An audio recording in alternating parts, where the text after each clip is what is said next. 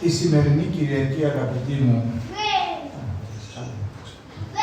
αποτελεί μια συνέχεια της Κυριακής των Αγίων Πάντων, κατά την οποία εορτάσαμε όλους τους Αγίους.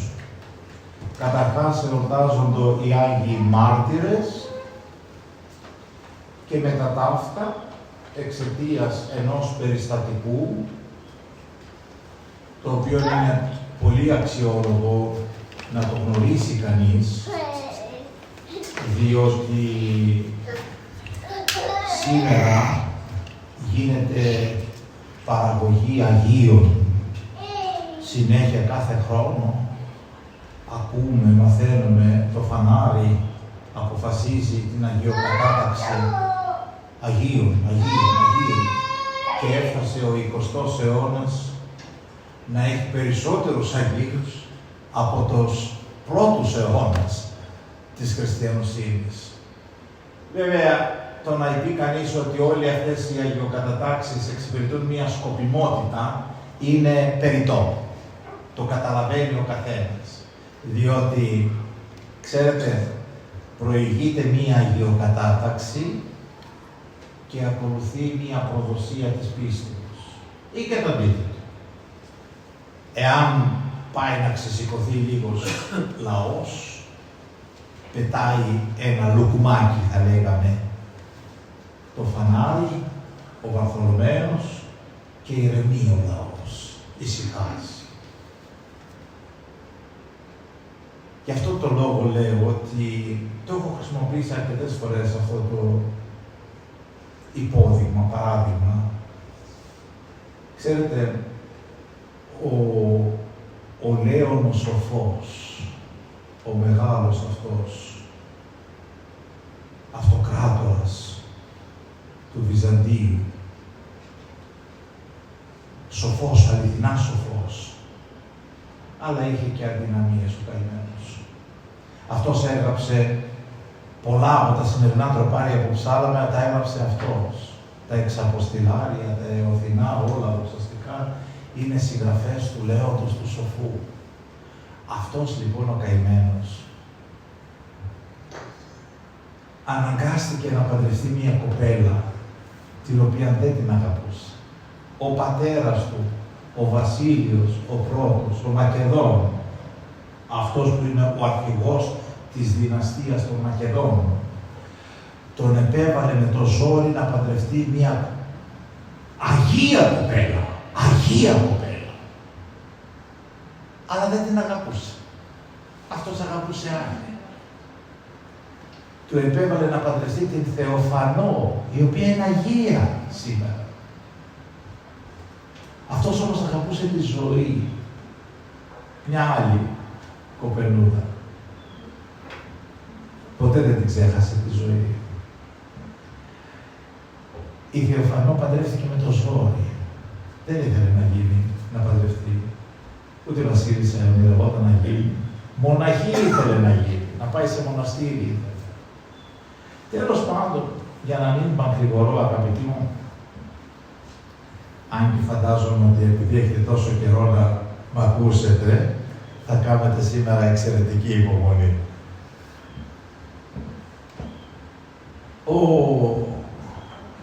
Ο Λέων ο Σοφός κάποια στιγμή ήρθε σε σύγκρουση με τον περίγυρο του πατέρα του. Ο πατέρας του έγινε αυτοκράτορας. Δεν ήταν η σειρά του να γίνει αυτοκράτορας, αξιωματικός ήταν ο πατέρας του, αλλά σκοτώθηκε ο Μιχαήλ, ο αυτοκράτορας, και έγινε ο πατέρας του αυτοκράτορας. Βλέπετε, στη Ρωμαϊκή βασιλεία, αγαπητοί μου, δεν υπάρχει το θέμα της κληρονομικότητας. Δεν ήταν κληρονομική βασιλεία, αλλά αναδεικνύεται ο βασιλιάς, ο άριστος, ο καλύτερος, ο γενναιότερος, ο πιο ένδοξος και ιδιαίτερα βέβαια οι στρατιωτικοί, οι οποίοι αναδεικνύονται τι ούτι στους πολέμους.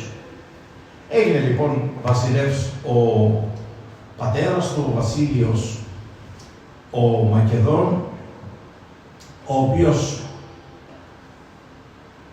είχε και έναν προηγούμενο γάμο, από τον οποίο είχε έναν ιόν, τον Κωνσταντίνο. Από τον δεύτερο γάμο του, με την Ευδοκία, απέκτησε τον Λέοντα των σοφών. 2 αδέλφια τώρα ετεροθαλή. Από τον ίδιο πατέρα, αλλά από διαφορετικές μητέρες. Ο Λέων λοιπόν, ή το φύση χαρακτήρας έτσι οξύνους βέβαια, σοφότατος, αλλά και άνθρωπος του οποίου το μυαλό έτρεχε και δεν του άρεσαν μερικοί από αυτούς που περιέβαλαν τον πατέρα του. Έλεγε λόγια εναντίον τους, κάποια στιγμή ο πατέρας του αναγκάστηκε να τον συλλάβει, να του τις δώσει, να τις βρέξει, να τον βάλει και φυλακή, του έπαιρνε φυλακή. Έπεσαν όμως οι περιτρεχάμενοι στον βασιλιά και του λέει δεν είναι σωστό το βασιλόπουλο να είναι στην φυλακή. Να τον αφήσεις ή να τον στείλεις κάπου εξορία. Σκέφτηκε λοιπόν ο Βασίλειος ότι καλό θα ήταν να το στείλει εξορία που κοντά στη Θεσσαλονίκη. Είναι ένα χωριό έξω από τη Θεσσαλονίκη που λέγεται Βασιλικά. Εκεί στα Βασιλικά λοιπόν, αυτό ήταν κτήμα του βασιλέως, γι' αυτό και λέγεται Βασιλικά. Εκεί λοιπόν έστειλε εξορία το Λέοντα μαζί με τη γυναίκα του τον Θεοφανό. Η Θεοφανό όμως η καημένη, που δεν ήθελε να παντρευτεί, έτρεχε στα μοναστήρια και όπου άκουγε ότι υπάρχουν ασκητές, έτρεχε να τους επισκεφτεί, να μάθει πολλά για την πνευματική ζωή. Εκεί λοιπόν στα Βασιλικά δίπλα είναι ένα όρος, η προέκταση του Κολομόντος, υπήρχαν πολλοί ασκητές. Πήγαινε λοιπόν καθημερινά στους ασκητές αυτούς, τους επισκέπτεται, τους πήγαινε διάφορα αγαθά, τρόφιμα και ό,τι είχαν ανάγκη και ελάμβανε συμβουλές από τους ασκητές.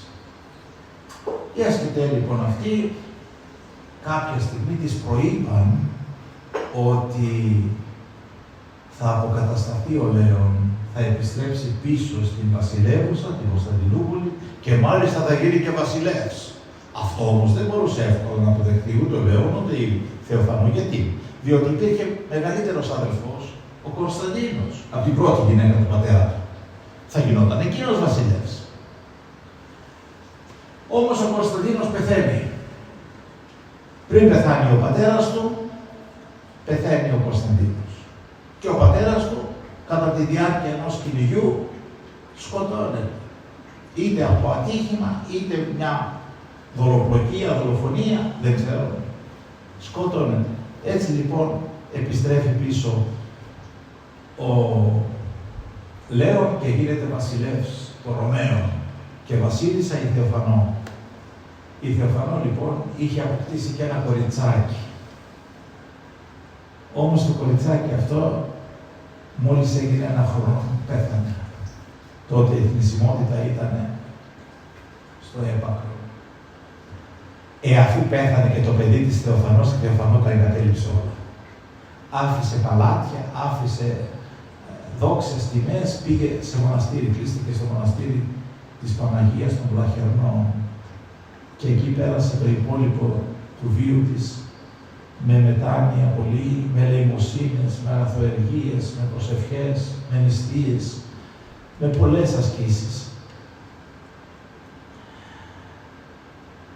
Μετά από λίγο καιρό πέθανε η Θεοφανό. 1-2 χρόνια έζησε. Ίσως και από τη θλίψη της, δεν ξέρω. Ο Λέων την έθαψε με τιμές, ως βασίλισσα. Και άνοιξε ο δρόμος να παντρευτεί την εκλεπτή της καρδιάς του. Τη ζωή. Παντρεύεται τη ζωή. Είχε πεθάνει και ο πατέρας του, που ήταν εμπόδιο. Είχε πεθάνει και η γυναίκα του, που δεν θα μπορούσε να πάρει δεύτερη γυναίκα. Άρα ο δρόμος ήταν ανοιχτός. Δεν είχε διάδοχο. Ήταν και αυτό πολύ σημαντικό. Δεν είχε διάδοχο. Παντρεύεται τη ζωή λοιπόν και η ζωή σε 1 χρόνο πεθαίνει. Τώρα, τι να κάνει αυτό ο άνθρωπος? Μετά από λίγα χρόνια ξαναπαντρεύεται. 3ος γάμος. Παντρεύεται για την φορά την Ευδοκία και η οποία δεν του κάνει παιδιά. Πεθαίνει και η Ευδοκία άτεκνος ο αυτοκράτορας. Αυτός φαίνεται ότι ήταν και λίγο έτσι γυναικάς, να το πω.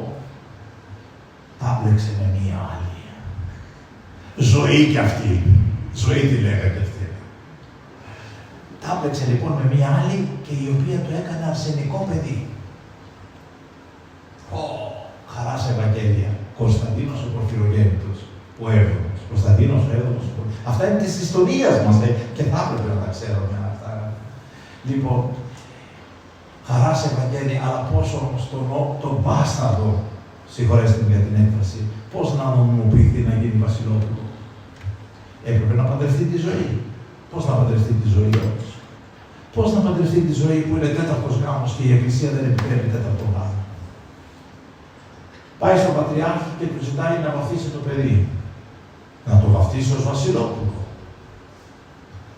Ο Πατριάρχης του λέει, θα βαφτίσω το παιδί εφόσον μου υπογράψεις χαρτί ότι θα διώξεις την παλακίδα που έχεις, τη φιλινάδα σου. Ο Λέων, για να κάνει τη δουλειά του, υπογράφει. Βαφτίζει το παιδί, τον Κωνσταντίνο, τον Έβδομο, τον Πορφυρογέννητο, και με του πολύ αθετεί το λόγο του και παντρεύεται την ζωή. Ένας παπάς τον πάντρεψε, Ιωσήφ ονόματι, και επειδή ο Πατριάρχης τον τιμώρησε τον ιερέα, τον εκθρόνησε και έβαλε άλλον Πατριάρχη. Γινόμουσαν αυτά δυστυχώς. Τέλος πάντων, αυτή είναι η ιστορία μέσα στις άκρες. Η υπόθεση όμως έχει που θέλω να καταλήξω είναι η εξής. Επειδή ο Λέωνος ο Φως δεν αγάπησε ποτέ τη Θεοφανό, αλλά εντυπωσιάστηκε πάρα πολύ από τη ζωή της και την πνευματικότητά της. Και ακόμη περισσότερο όταν όλος ο λαός την είχε ως Αγία. Και πήγαιναν στον τάφο της και προσκυνούσαν οι πιστοί. Σκέφτηκε λοιπόν για να εξηλαιωθεί απέναντι στη Θεοφανό που δεν την αγάπησε όπως θα έπρεπε να την αγαπήσει, να χτίσει εκκλησία στο όνομά της. Και χτίζει η εκκλησία πάνω από τον τάφο της στο όνομα της Αγίας Θεοφανούς. Και πάει στον Πατριάρχη και του λέει, θέλω να εγκαινιάσετε την εκκλησία. Ποια εκκλησία? Την εκκλησία που έκτισα, λέει, για την Θεοφανό. Μα η Θεοφανό δεν είναι Αγία. Είναι Αγία. Μα πώς είναι Αγία? Ακόμη είναι νοπό το χώμα στον τάφο της. Ακόμη δεν έχει πόσα χρόνια που πέθανε. Δεν γίνονται έτσι Άγιοι. Πρέπει να περάσουν χρόνια, να περάσουν έτσι κλπ. Ο Λέων όμως επέμενε. Ήθελε σώνει και καλά να καθιερώσει το ναό στο όνομα της Θεοαγίας Θεοφανός, η οποία έγινε Αγία μετά τα αυτά. Το λείψανό της είναι σήμερα, πού είναι? Στην Αγία Αναστασία, στην Φαρμακολήτρια, εκεί, στα Βασιλικά. Αυτή έκτισε το μοναστήρι. Διότι εκεί οι ασκητές της είπαν ότι θα γίνεις βασίλισσα και μετά η εξέλιξη ευγνωμοσύνης αυτή έστειλε χρήματα και χτίστηκε το μοναστήρι της Αγίας Αναστασίας Φαρμακολητρίας, που είναι εκεί στη Βόρεια Χαλκιδική. Και είναι κτήτορας η Αγία Θεοφανό. Λοιπόν, συγγνώμη, είπα ότι είναι εκεί τα λείψανα της, τα λείψανα δεν είναι εκεί. Είναι στο Φανάρι. Είναι ολόκληρο το λείψανο της Αγίας. Είναι στην Κωνσταντινούπολη, στο Πατριαρχείο.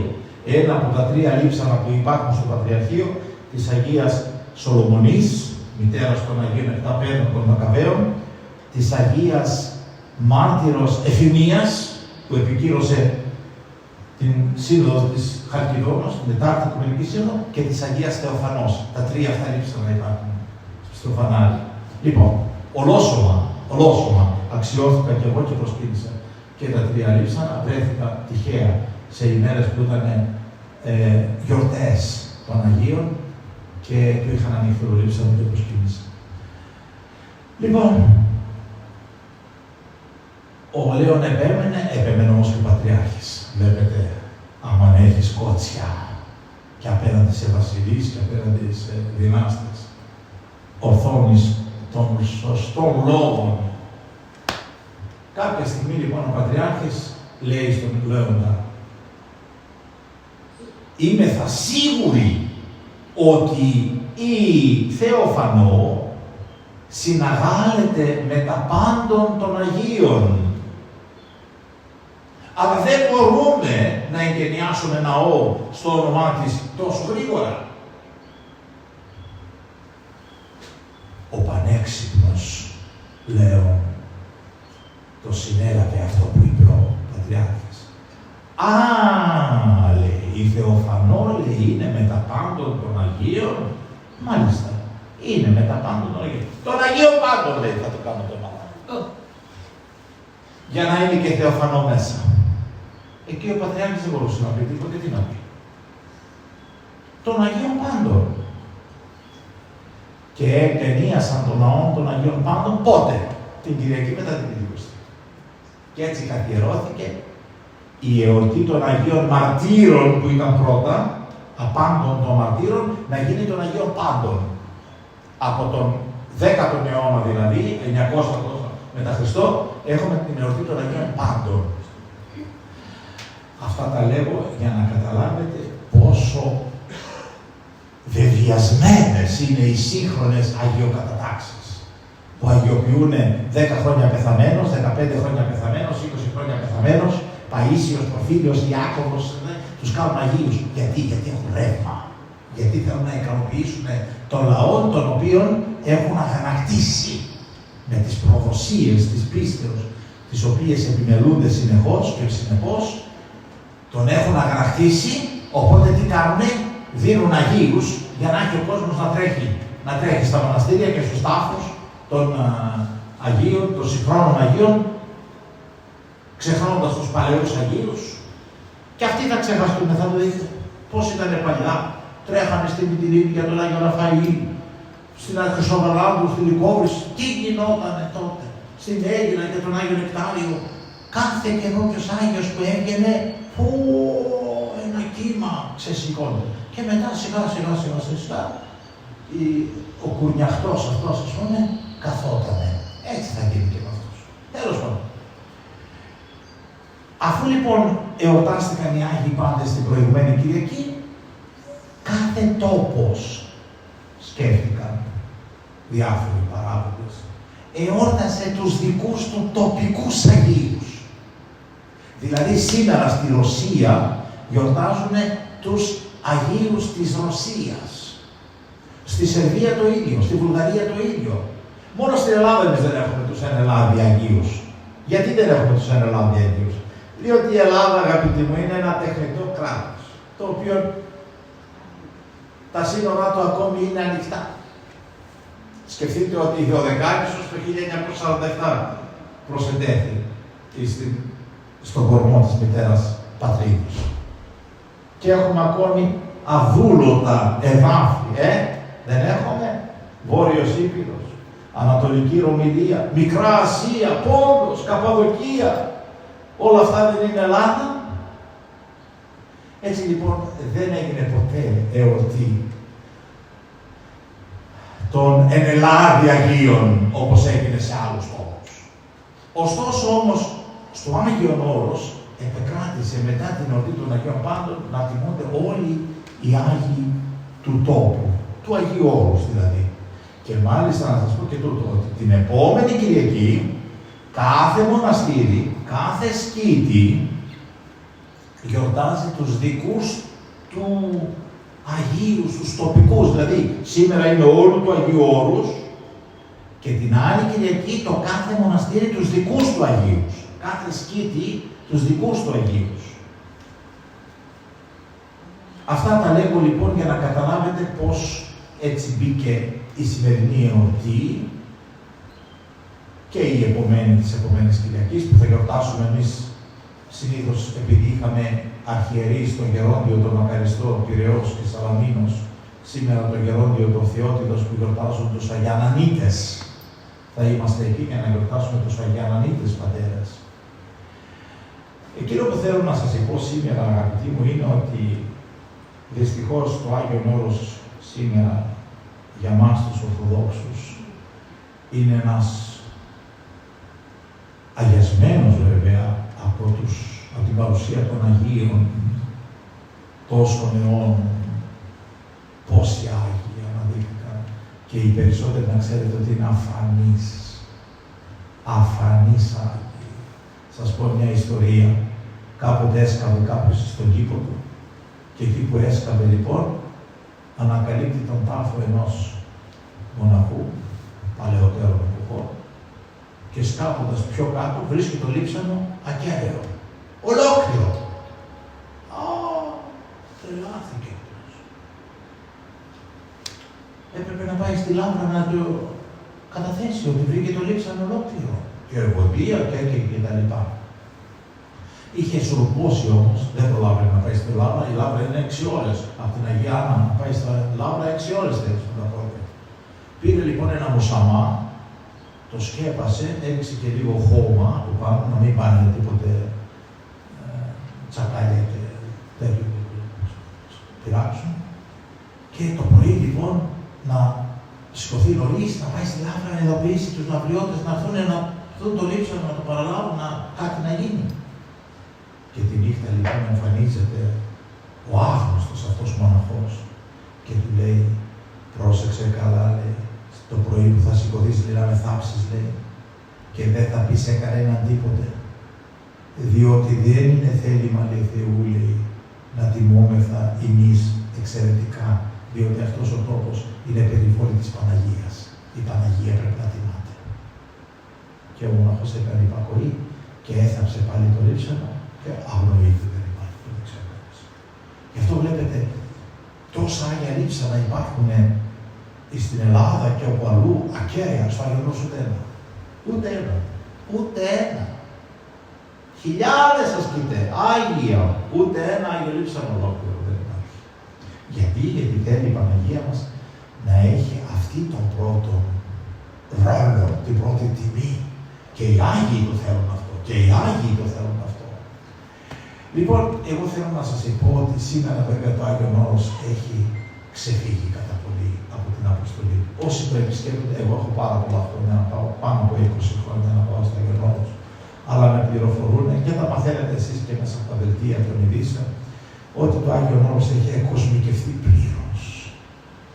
Δρόμοι, αυτοκίνητα, ξενοδοχεία, καφετέριες που είπαμε, delivery, πίτσες και δεν ξέρω τι, στα κελιά, μέχρι λέει ξενοδοχείο λέει, που έχει μασάζ, λέει, κάνανε. Θεός φυλάξει, εγώ δεν μπορώ να το πιστέψω αυτό το πράγμα, αλλά τα ακούω και δεν διαψεύδονται.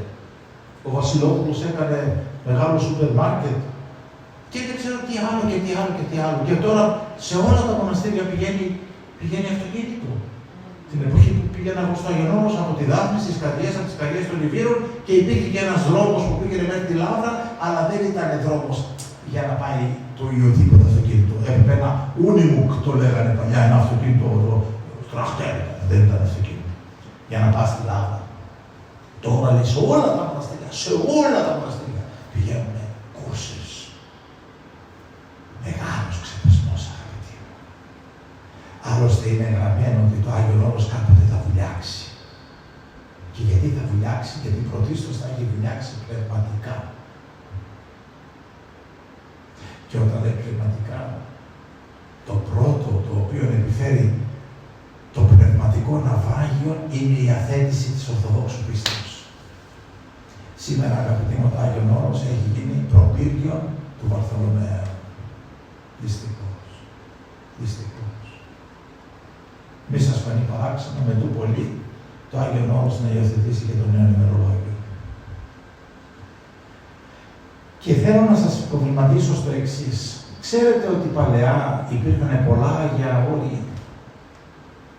Ας ξεκινήσουμε από εκεί, από τη Μακεδονία, προς το... και εδώ στην Πελοπόννησο βέβαια, εκεί που είναι η κοιλάδα του Λούσιου ποταμού, μέχρι σήμερα το λένε το Άγιον Όρος της Πελοποννήσου. Αλλά από εκεί ψηλά, πάνω από την Κομοτηνή, είναι το Παπίκιον Όρος, Άγιον Όρος, μοναστήρια, ασκητέ, ερημητήρια.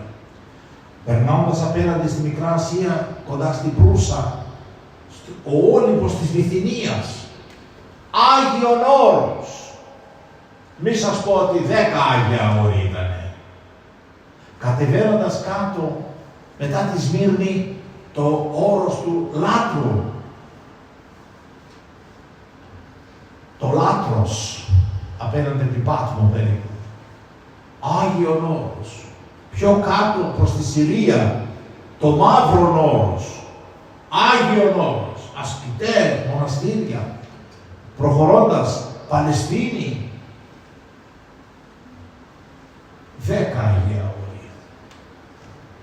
Σινά, πάει και το Σινά. Πάει το Σινά. Και θα πούμε γιατί και πώς. Είναι στοιχείο της επικαιρότητας. Πιο κάτω Θηβαΐδα, στην Αίγυπτο, Νητρία, Λιβύη, όλα αυτά που σας αναφέρω, αγαπητοί, υπήρξαν μεγάλες μοναστικές κοινότητες, όπως σήμερα επιβιώνει ακόμη εντός εισαγωγικών το Άγιον Όρος. Ήταν Άγια Όρη και όλα αυτά χαθήκανε. Γιατί χαθήκανε, αγαπητοί? Γιατί χαθήκανε? Εδώ θέλω να προβληματιστούμε σήμερα. Διότι σήμερα ζούμε το γεγονός ότι χάνεται το Σινά, το παίρνει η Αίγυπτος. Το τι κρύβεται από πίσω, δεν θα το μάθουμε ποτέ.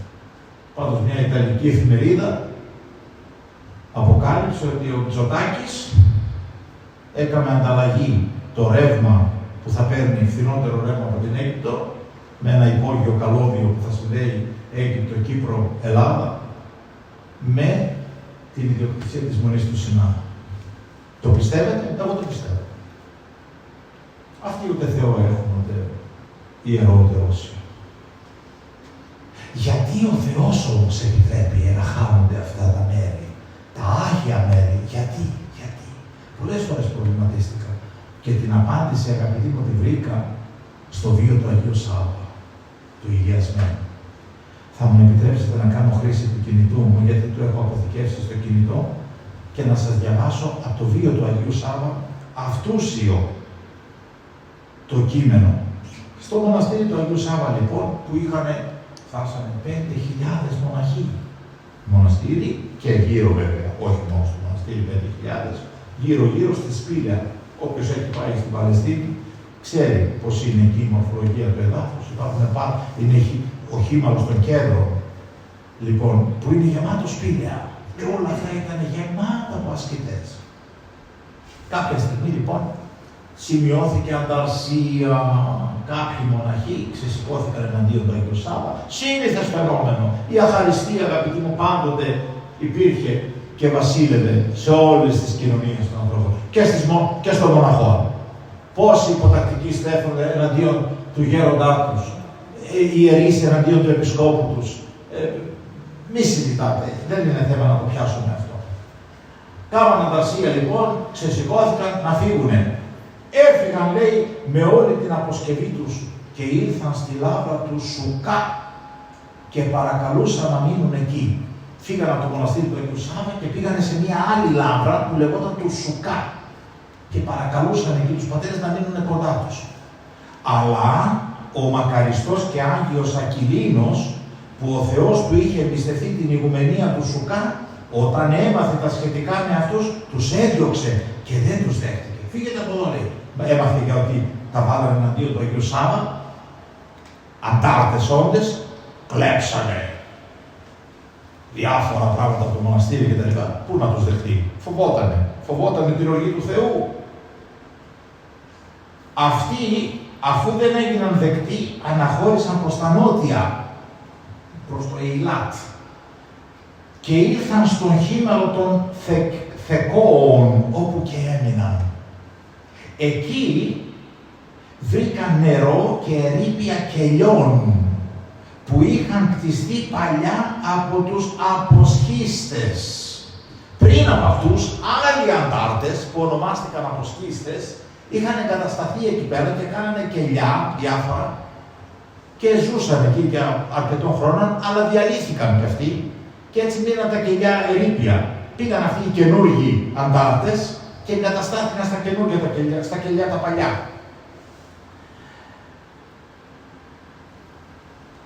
έκτισαν κελιά και ονόμασαν την περιοχή Νέα Λάβρα. Γιατί η Λάβρα λεγόταν το μοναστήρι του Αγίου Σάββα, αυτό το ονόμασαν Νέα Λάβρα. Για να θυμίζουν ότι πάντοτε φύγαν από την παλιά Λάβρα.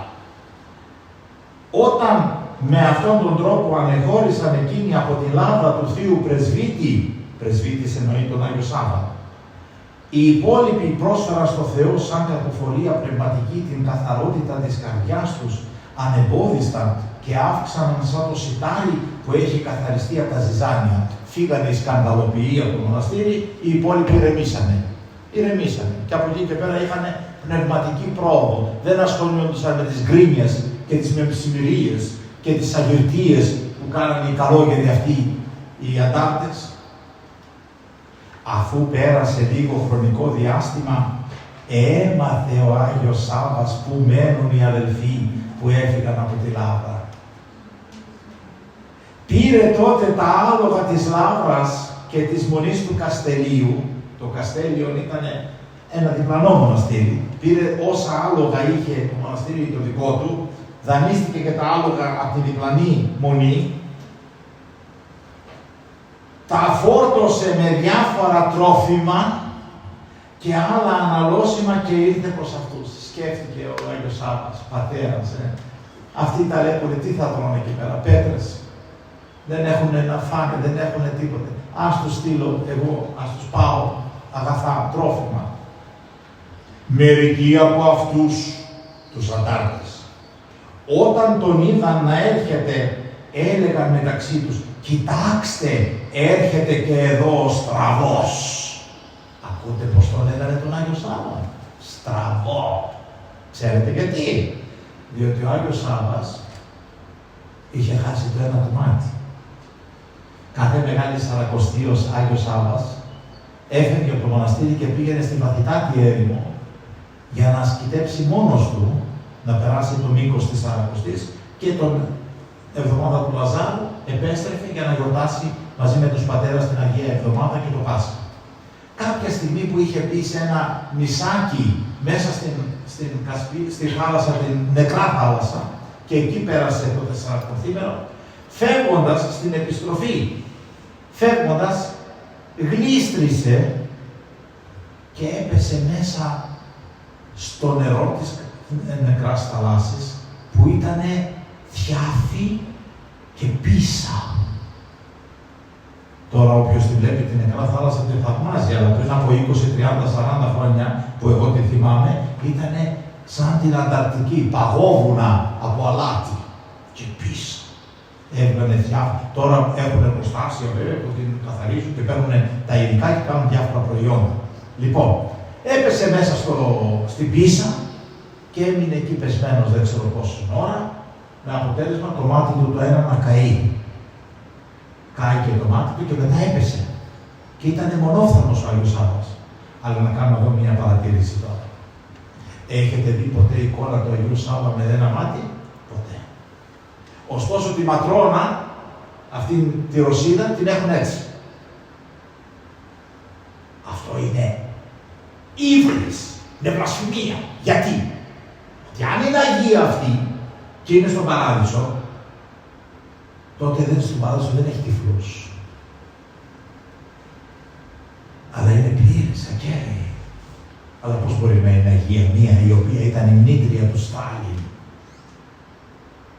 Απλά ήταν μια πνευματίστρια που έλεγε προφητείες και τα μέλλοντα σαν τον Οστράδαμο και μία που βγάλαν στην Βουλγαρία τώρα μια μπάμπο, πώς τη λέγανε εκεί πέρα. Μια τέτοια ήταν και αυτή η ματρόνα και τώρα την έχουν κάνει Αγία.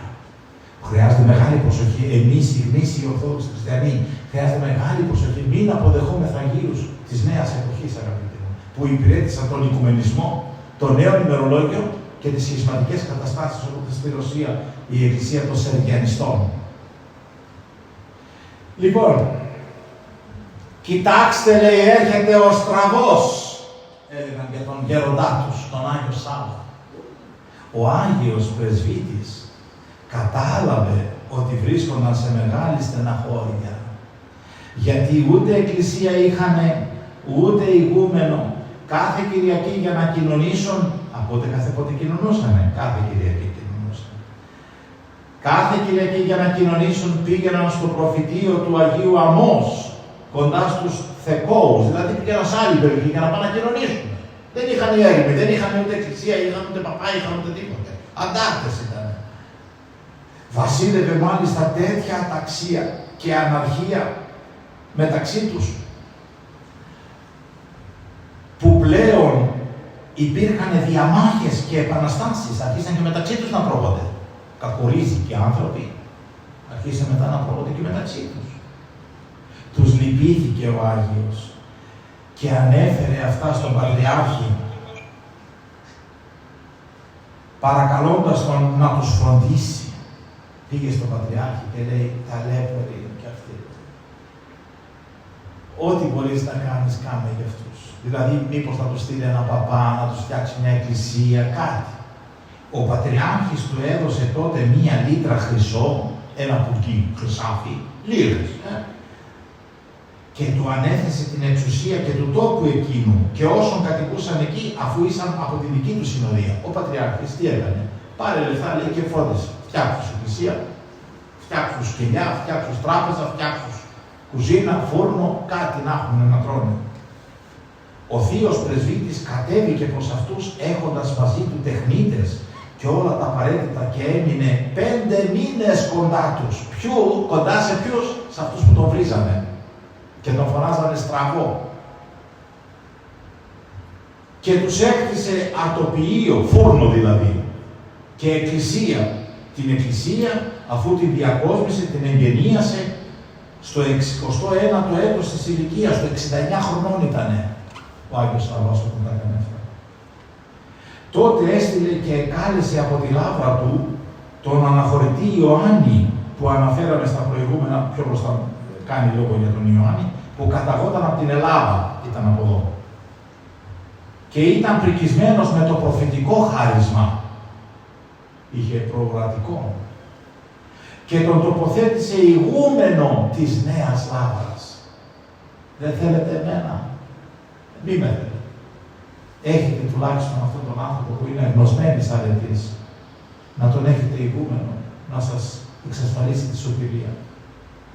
Αυτός, κινούμενος και φωτιζόμενος από τον Θεό, προφήτευσε τα όσα θα συμβούν στους κατοπινούς χρόνους σε αυτήν τη Νέα Λάβρα. Γιατί όταν επρόκειτο να τελειώσει την πορεία πάνω σε αυτόν τον κόσμο και γύρω του ήσαν καθισμένοι οι παλαιότεροι από τη συνοδεία του, εδάκρυσε και είπε ο Ιωάννης, ο ηγούμενος, «Ιδού, θα έρθουν οι μέρες που οι διαμένοντες σε αυτόν εδώ των τόπων θα υψωθούν πολύ και θα αποστατήσουν από την ορθή πίστη». Ακούτε, η περηφάνεια θα τους καταλάβει και το αποτέλεσμα ποιο θα είναι? Θα αποστατήσουν από την ορθή πίστη. Θα φύγουν από την Ορθοδοξία.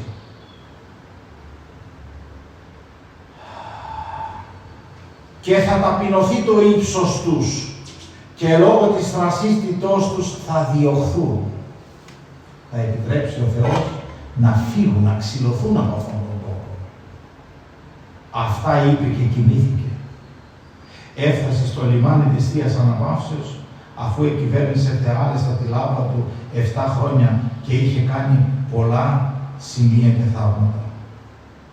Οι πατέρες που έμειναν εκεί με τη συμβολή του πατέρα μας Σάββα, επρόβαλαν σαν διάδοχό του κάποιον Ρωμαίο στην καταγωγή τον Παύλο, που διακρινόταν για τη μεγάλη του απλότητα και ακτιμοσύνη και άστραψε από τις θείες αρετές κτλ. Συνεχίζει η διοίκηση. Αλλά, αν ρωτήσει σήμερα, πού είναι αυτό το μοναστήρι, πού είναι το άλλο μοναστήρι του Σουκά, πού είναι εκείνο, πού είναι.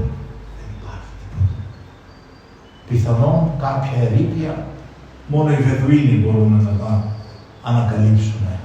Τίποτε. Αλλά προσέξτε, μου έκανε φοβερή εντύπωση. Η αποστασία από την ορθή πίστη θα φέρει και την ερήμωση. Έτσι λοιπόν, με πόνο ψυχής το λέω αυτό και ντρέπομαι να το πω. Θυμάμαι όταν πηγαίναμε στη Μονή του Σινά η οποία μονίμη του συνάντησε πριν από 10-15 χρόνια, είχε υποδεχθεί τον Πάπα. Είχε φέρει τον Πάπα. Μετά που ήρθε εδώ επί Χριστοδούλου, πήγε και στο Σινά ο Πάπας και του κάνανε υποδοχές και τα λοιπά. Όταν πηγαίναμε εμείς, και μας γνωρίζαμε βέβαια λόγω του ότι από πολλά χρόνια πηγαίναμε, κατέβαζαν τα μούτρα γιατί ήρθαν πάλι μυρολογίτες. Δεν θέλανε ούτε να μας εξυπηρετήσουν, αγαπητοί μου, ούτε ένα ποτήρι νερό. Δεν θα ξεχάσω ποτέ κάποτε πηγαίνοντας στο Σινά, πήρε φωτιά το λεωφορείο και καήκανε τα πράγματα μερικών ανθρώπων. Αποτέλεσμα να φτάσουμε πολύ καθυστερημένοι. Δεν μας άνοιξαν το μοναστήρι. Τους είχαμε ενημερώσει, τους είχαμε ειδοποιήσει ότι πάθαμε αυτή τη ζημιά. Δεν μας άνοιξαν το μοναστήρι. Δεν μας κάνανε στήριο. Είχατε ότι είχατε το ατύχημα. Αύριο και τώρα. Και έπρεπε να καθυστερήσουμε μια ολόκληρη ημέρα για να μπορέσουμε να αποσκηνήσουμε την Αγία Κατερίνη και την Αγία Βάτου. Γιατί ήμασταν παλαιομερολογίτες και δεν μας χωνεύανε. Γιατί δεν θα πηγαίναμε στην εκκλησία τους να κοινωνήσουμε, γιατί ίσως δεν θα φιλούσαμε τα χέρια τους, γιατί δεν ξέρω τι άλλο και τι άλλο και τι άλλο. Και να τώρα ο Θεός επέτρεψε να ζήσουμε εμείς τις μέρες μας και να εννοήσουμε πώς φεύγει ένα-ένα αυτά τα Πανάγια, όπως τα λένε προσκυνήματα. Εγώ φοβάμαι και για τα Ιεροσόλυμα. Σε λίγα χρόνια μουσείο θα είναι και τα Ιεροσόλυμα και όλοι οι Άγιοι τόποι. Η Αγία Σοφιά ξανά έγινε τζαμί, το Άγιον Όρος εκοσμικεύτηκε πλήρως, πόσο θα επιβιώσει το Άγιον Όρος. Και άλλα πολλά ιερά προσκυνήματα. Αυτά ήθελα να πω σήμερα, αγαπητοί μου, συγγνώμη που σας καθυστέρησα, αργήσαμε σήμερα την Εκκλησία. Να καταλάβετε ότι όταν χάσουμε την πίστη μας, από εκεί και πέρα επακολουθούν και άλλες συμφορές. Το είχε πει ο Γεννάδιος ο Σχολάριος αυτό, αγαπητοί μου. Ο Γεννάδιος ο Σχολάριος ήταν ο πρώτος πατριάρχης μετά την άλωση του Κωνσταντινούπολης. Πριν γίνει πατριάρχης ήταν και κοσμικός, Γεώργιος Σχολάριος, και μοναχός, είχε γίνει μοναχός. Ήταν ανθενωτικός. Ήταν μια εποχή που ο ενωτισμός, η ένωση των εκκλησιών ήταν αντικείμενο συζητήσεων πολλών. Όλος ο κόσμος περιμένοντας βοήθεια από τον Πάπα για να γλιτώσει η Κωνσταντινούπολη από τις ορδές των Τούρκων, ήσανε φιλενωτικοί. Και ο καημένος ο Γεώργιος ο Σχολάριος έβγαινε στις πλατείες, στους δρόμους, στα παζάρια και έκανε ομιλίες, κηρύγματα εναντίον της ενώσεως. Από το πολύ λέγε, σβράχνασε, έπεισε ο λαιμός του, δεν μπορούσε να μιλήσει. Πήρε λοιπόν ένα χαρτί, μια πινακίδα και έγραψε πάνω: «Ταλέποροι Ρωμιοί, δεν χάσατε μόνο την πίστη σας, θα χάσετε και την πατρίδα σας». Δηλαδή, επακόλουθο της απώλειας της πίστεως είναι να χαθεί η πατρίδα. Και ξέρετε ότι η Κωνσταντινούπολη έπεσε στις 29 Μαΐου.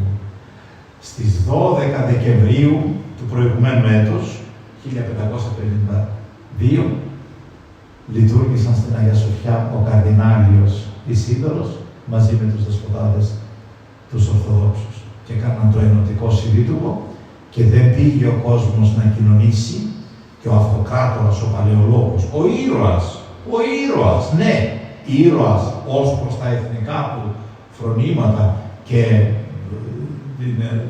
τον αγώνα που έκανε κτλ. Αλλά προδότης ως προς το θέμα της πίστεως.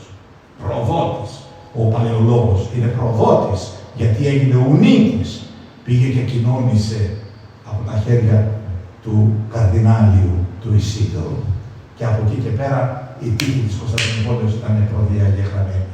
Στις 29 Μαΐου, στη μνήμη της Αγίας Θεοδοσίας, που ήταν μία εκ των πολιούχων της Κωνσταντινούπολης, έπεσε η πόλη στα χέρια των Τούρκων. Λοιπόν, επακόλουθο, μην ξεχνάμε και στον αιώνα μας, η προδοσία της πίστεως, η αλλαγή του ημερολογίου, τι επέφερε? Την μικρασιατική καταστροφή. Γιατί μην μου πείτε, το 24 άλλαξε το ημερολόγιο, η μικρασιατική καταστροφή ξεκίνησε το 22, αλλά πότε αποφασίστηκε η αλλαγή του ημερολογίου? Το 20. υλοποιήθηκε το 24. Επέρχεται η καταστροφή, η μικρασιατική καταστροφή, η απώλεια των εδαφών εκείνων και του ελληνισμού της Μικράς Ασίας και εμείς συνεχίζουμε ακάθεκτοι. Και το ημερολόγιο αλλάξανε και το Πασχάλιο τώρα αποπειρώνται να αλλάξουν, γι' αυτό και να μην είστε βέβαιοι για το αν αυτός ο τόπος θα παραμείνει ελεύθερος και ελληνικός. Ο Θεός να βάλει το χέρι του. Να είστε καλά, η Παναγία να είναι μαζί σας. Διευκόν των Αγίων Πατερών ημών, Κύριε Ιησού Χριστέ ο Θεός, ημών ελέησον ημών. Η Αγία Διάσκεψη διαφυλάτει πάντα στην άσκηση αιώνα